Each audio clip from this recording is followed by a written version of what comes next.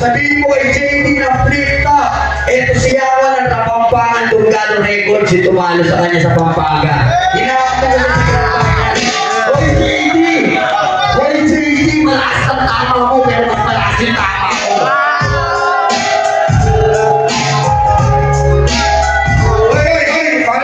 Pare JD, wala akong ginagawa. Walang flip top, walang makikatay, walang sulugan. Maglaban tayo, tayo mo. Pag-bigyan mo pare, tutulungan kita. Tulungan mo? Ginito.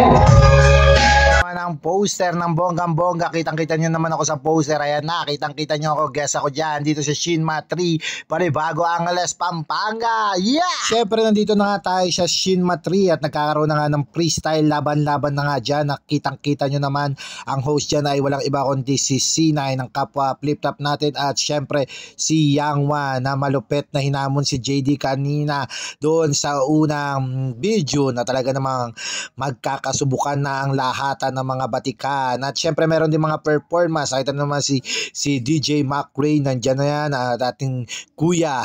Syempre kuya natin yan dyan sa Pampanga dahil sila ang mga the best talaga mag-asikaso pag nandyan kami sa Pampanga ng bonggang-bongga. Nakita naman nandito kami sa Shinma 3 Balibago Angeles City, Pampanga na bongga ng bongga ng bongga ng lahatan ng mga batikan.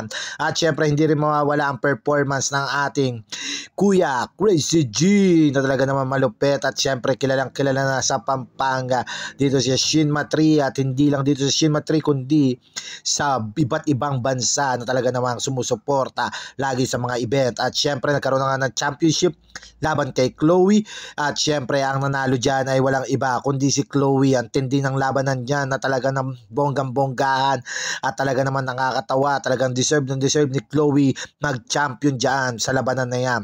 Kaya maraming salamat sa lahat ng mga tumutok at sumabaybay sa ginawa namin dyan ng lahatan ng mga batikan. At tindi niyan, sige pakitaan ko kayo ng sample ng kanilang mga banat. Heto.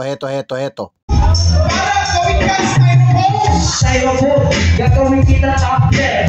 Ito ang kalaban ko, Ampere. Natin mo ka kasi, Chloe panalo na. Kaya ngayon dito, di na ako magtataka. Hindi na ako magtataka, umayin ka. Ako na yung susulat kung diba? Palibasa mo ako na makikita. Champion kasi ito sa laki na!